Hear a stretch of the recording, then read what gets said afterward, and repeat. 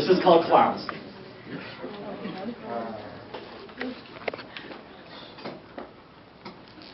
There's a dark club full of hyenas barking at an empty stage. John Lovitz replaced Phil Hartman on news radio after one night when Andy Dick fed cocaine to Phil Hartman's recently clean wife, Bryn Hartman. Phil Hartman had told Bryn Hartman that if she started using again, he would leave her. So, Bryn Hartman shot Phil Hartman and herself in the head. Years later, Andy Dick taunted John Lovitz about how Andy Dick caused the untimely death of Phil Hartman. So John Lovitz grabbed Andy Dick by the head and bounced his face off a comedy club bar. David Foster Wallace wrote a very simple and easy-to-understand book called Finite Jest.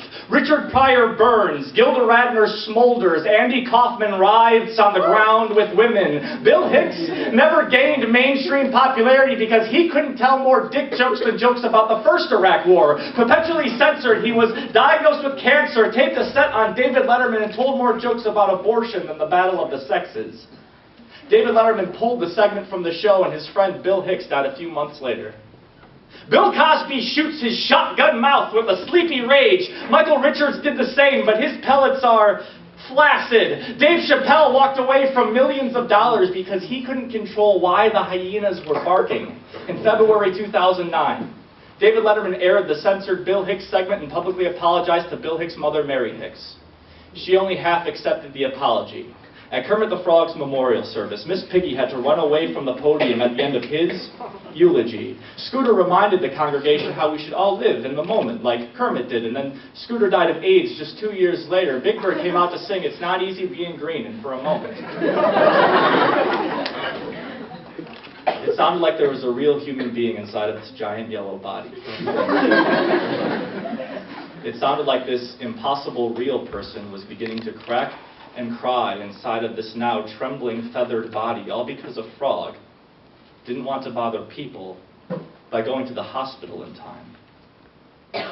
Later, the ashes of someone named Jim Henson were scattered on a ranch in Santa Fe. From the stage, you can't see the hyenas, but you can hear them barking. Your job is to be meat dangling to tease out the barking. Your job, clown, is to be meat dangling. Dance for the canine scream. That means that you're winning. You're a failure if they think they can hear a real human being shivering and crying inside your giant clown body. There's a 2-drink minimum. Tip your waitress. You'll be here all night, you say. You'll be here all night, sucking out the cackles, daring death to just try and take you. And that's the joke, you know.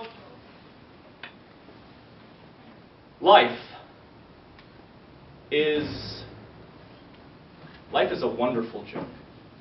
When Tina Fey was 5 years old, she was playing in her front lawn, and a man walked up to her and just slashed her across the face. When Stephen Colbert was 10, his father and 2 oldest brothers died in a plane crash on September 11th, 1974.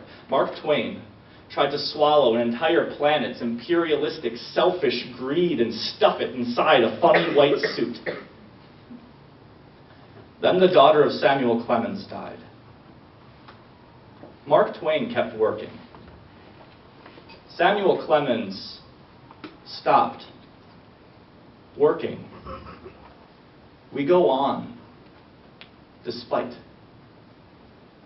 this, to spite this, in spite, we go on.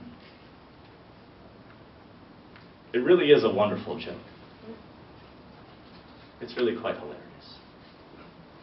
Thank you.